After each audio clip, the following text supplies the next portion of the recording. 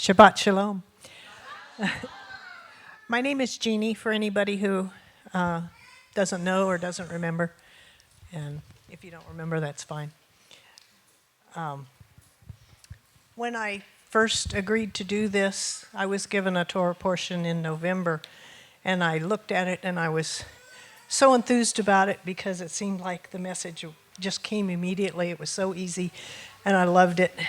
And then it got changed to this one, and I struggled over this one because there was so much in it and it was so complex, and I really had to work hard to get the message that Yahweh wanted to bring out. But I just want to, Yahweh, just ask for you to rain your presence down, fill this place with your glory, and overcome any concepts or any words of my own with your message and your words. And I thank you and I praise you that you are going to do this. I believe it. I receive it. I call it done. Thank you. So the portion is in Genesis 6:9 through 11:32. The title of it is Noah.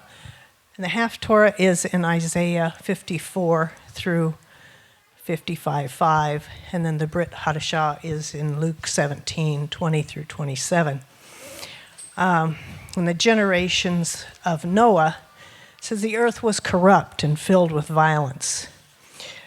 Yahweh's promise of seasons remained until the end of time. In verses 8:21 through 22, it says that the seasons would remain. So any ideas that are put out there today saying that this is all changing and the climate's falling apart is not true according to Yahweh. Genesis 9:3 through 7 says, "Every moving thing that is alive shall be food for you. I give it all to you, as I gave the green plant. Only you shall not eat the flesh with its life, that is, its blood. Surely I will require your lifeblood. From every beast I will require it. And from every man's brother I will require the life of man. Whoever sheds man's blood, by man his blood shall be shed. For the image of God he made man. As for you, be fruitful and multiply, populate the earth abundantly and multiply in it."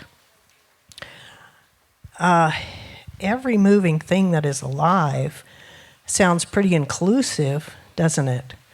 This was before the clean and unclean foods were established. It looks like a person could eat anything they wanted, anytime they wanted. But when Yahweh later described food for his people, he had his reasons. We don't fully understand this, but at least it is a further indication to Yahweh of how much we trust him and are willing to follow his instructions in faith. It's also an indicator of how much we fear Yahweh when we are willing to obey just because he said it and without having complete understanding.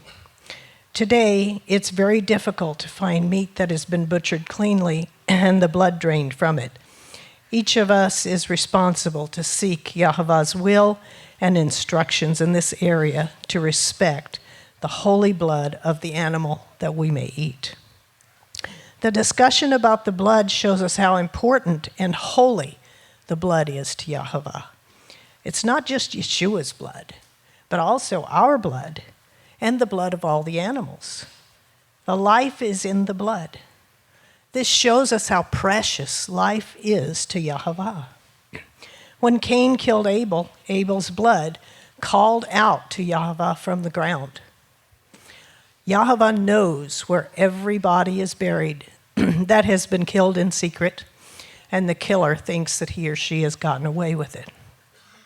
Recompense will be required by Yahweh. He even says he will require recompense from the beast if they shed our blood. "Vengeance is mine," saith the Lord. We all have a visceral reaction to blood. Some people have trained themselves to control this reaction so they can do the job they are required to do or the things they must endure. But the reaction is an indication that each of us recognizes the holiness and the set-apartness of the blood and of the life that it carries. People who choose to follow the dark side always have rituals that desecrate the blood of their victims, whether animal or human. Let us be a people who honors the blood and the life that Yahweh created, whether it be in our fellow humans or in the meat that we eat. Let us respect and honor the life that he has given us and fear him enough to give that life back to him to use in whatever way he chooses, so that we can be his instruments in bringing about his will on earth as it is in heaven. He tells us to be fruitful and multiply, to populate the earth abundantly and to multiply in it. I don't think this refers simply to having biological children. I believe it's also speaking of spiritual children. Not everyone can have biological children, but every believer can have spiritual children. Yahweh wants his people to inherit the earth. He's not willing that any of his creation should perish, but that is dependent not only on the will of the individual, but on the willingness of each believer to share, to teach, to minister to every person that he or she is given the opportunity to reach in the strength and power of the Holy Spirit. To populate the earth abundantly and multiply in it, we must each be on fire for Yeshua and Yahweh. We must seek him every day in every way we know how and ask for his continued guidance and instruction to learn more, to reach more, to do more, to make sure that his will is done in our own lives and on earth to bring his kingdom to earth. And in Genesis 11, 1 through 32, it tells the story of Babel. The story of Babel occurred after the flood. We don't know exactly how long after the flood, but in the scheme of things, it was a relatively short time. People's memories are short. They are not naturally inclined to fear God. That is why we each must testify and teach of God's mighty works, not just in the Bible, but in our own everyday lives. We must share all the wisdom, enthusiasm, and instruction that we receive from Yahweh at every opportunity. I'm not talking about doctrines of humans, but about the actual experiences and blessings that Yahweh brings into each and every one of our lives. We must cultivate gratitude and thankfulness for every breath, every morsel of food, every comfort that we are given, because life could not and would not exist without the Father. Yeshua and the Holy Spirit, our greatest happiness and joy is achieved when we live for him and to him. Then in the Haftorah in Isaiah, it's Isaiah 54, 1 through 55, 5. I encourage you to read this portion in Isaiah. It starts out essentially saying, don't be concerned about the past, the humiliations, rejections, and trials that you've been through. For verse 5 says, for your husband is your maker, whose name is the Lord of hosts, and your Redeemer is the Holy One of Israel. We are the bride of Yeshua, whether male or female. In this world, we are married to him in an intimate relationship that has no secrets and no boundaries. There is nothing that should not or cannot be shared with him. If you're married in this world, your relationship should be a trio, with Yeshua as an equal partner and head of the family. Verse 10 speaks of Yahweh's everlasting love to us. He is a partner that will never fail. He will always strengthen and lift us up and make us successful in everything we do for him. Verse 9 says, for this is like the days of Noah to me, when I swore that the waters of Noah would not flood the earth again. So I have sworn that I will not be angry with you, nor will I rebuke you. Doesn't it seem like the days of Noah to you right now, with all the evil that's on the earth? Then in Luke, verses 17, verses 20 through 27, the scripture repeats again in verse 26. And just as it happened in the days of Noah, so it will also be in the days of the Son of Man. In verse 21, we are told the kingdom of God is in your midst.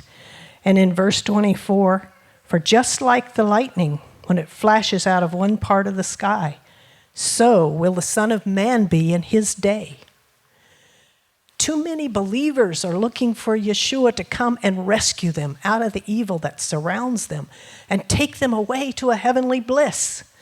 But we are the instruments that Yeshua wants to use to rescue and redeem this world. Our position in Yeshua is very important, but it's not the goal. The goal is to be fruitful and multiply, spreading the good news of Yeshua's love and redemption to every corner of the earth. There will be flashes of Yeshua and the Holy Spirit across the land and the sky that will testify of him and draw people toward him. But we must be ready with the explanation drawn from our own personal relationship with him to help people understand what it means and the redemption that awaits them when they choose Yeshua. We must be light and salt in the world and endure to the end of our earthly lives, living in faith and trust in him.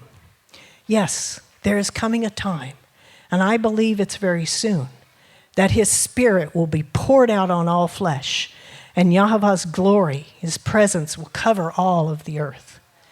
That will be a glorious and wonderful time. I believe we will be alive to see it, and our jobs will be much easier at that time.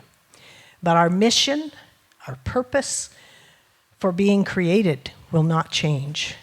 It will always be to fear Yahweh, to love him with all of our heart, mind, and soul, and to do his will in bringing his kingdom to earth.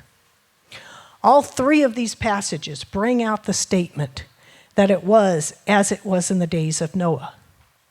Are we not in those very times today?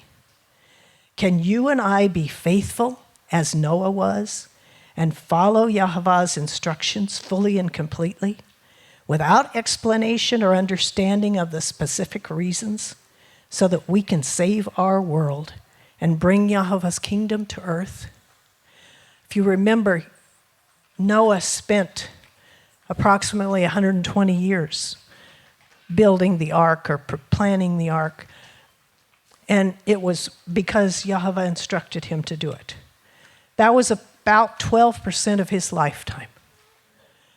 And I challenge each of us today, are we willing and prepared to spend at least 12% of our lifetimes doing something just because Yahweh said to do it, without any appreciation, without any recognition, without any apparent reward, except to do his will?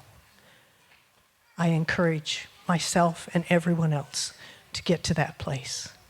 Thank you.